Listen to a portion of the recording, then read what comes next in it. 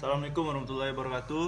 Saya Rifal Wahyudi, mahasiswa Fakultas Hukum Universitas Indragiri Hilir, ingin menyampaikan salah satu materi dari mata kuliah hukum agraria, yaitu pendaftaran tanah. Di sini saya akan menyampaikan apa itu pendaftaran tanah, di mana pengertian dari pendaftaran tanah dapat dipisahkan dalam dua pengertian, yaitu di satu pihak pengertian tentang pendaftaran dan di pihak lain pengertian tentang tanah itu sendiri. Secara etimologis, pendaftaran berasal dari kata daftar yang kemudian pendapat imbuhan pean sehingga berubah bentuk menjadi kata pendaftaran. Sedangkan kata pendaftaran mempunyai makna pencatatan atau perbuatan mendaftarkan, yang mana pengertian tanah itu sendiri menurut Kamus Umum Bahasa Indonesia adalah bumi, dalam arti permukaan bumi atau lapisan bumi yang di atas sekali.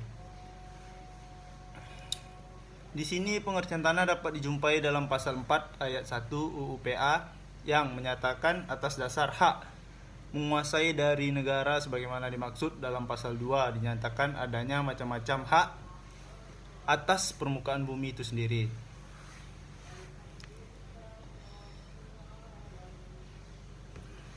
Di sini juga terdapat pengertian pendaftaran tanah menurut beberapa ahli dan peraturan perundang-undangan. Yang pertama, Budi Harsono yang menyatakan bahwa pendaftaran tanah adalah suatu rangkaian kegiatan yang dilakukan oleh negara atau pemerintahan secara terus-menerus dan teratur.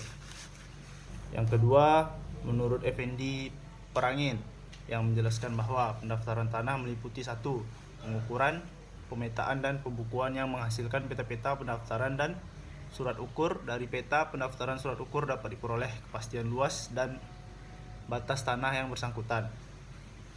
Dua, pendaftaran hak-hak atas tanah dan peralihan hak-hak tersebut termasuk dalam hal ini pendaftaran atau pencatatan daripada hak-hak lain. Yang ketiga, di sini diterangkan dalam peraturan perundang-undangan, di mana diatur dalam peraturan perundang-undangan UU PA yang menentukan bahwa tanah-tanah di seluruh wilayah Republik Indonesia harus didaftarkan sedemikian rupa sehingga benar-benar membantu usaha meningkatkan kesejahteraan rakyat dalam rangka mewujudkan keadilan sosial.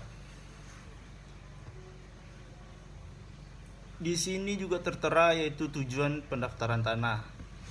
Sebagaimana yang bisa saya jelaskan di sini, yaitu tujuan pendaftaran tanah adalah segala sesuatu yang ingin dicapai dari pelaksanaan pendaftaran tanah.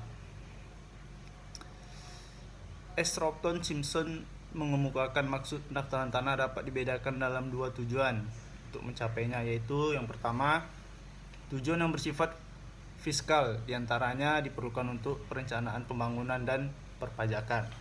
Yang kedua, tujuan yang bersifat hukum, antara lain untuk menjamin kepastian hukum mengenai hak-hak atas tanah.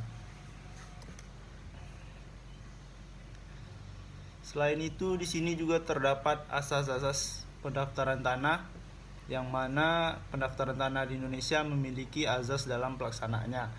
Hal ini secara tegas diatur dalam pasal 2 PP nomor 24 tahun 1997, yang mana bahwa pendaftaran tanah dilaksanakan berdasarkan azas sederhana, aman, terjangkau, mutakhir dan terbuka. Yang terakhir, saya akan menjelaskan tahap pendaftaran tanah, yaitu terdapat 9 tahap, yaitu yang pertama pendaftaran tanah untuk pertama kali, yang kedua pemeliharaan pendaftaran tanah, yang ketiga pembuatan peta dasar pendaftaran, yang keempat penetapan batas bidang-bidang tanah, yang kelima pengukuran dan pemetaan bidang-bidang tanah, dan yang keenam pembuatan peta pendaftaran, yang ketujuh pembuatan daftar tanah, yang kedelapan pembuatan surat ukur, dan yang terakhir pembuktian hak baru. Baiklah, hanya sekian yang dapat saya sampaikan. Jika ada kesalahan atau kekurangan dalam penyampaian materi saya mohon maaf. Wabillahi wa taufiq wal hidayah. Wassalamualaikum warahmatullahi wabarakatuh.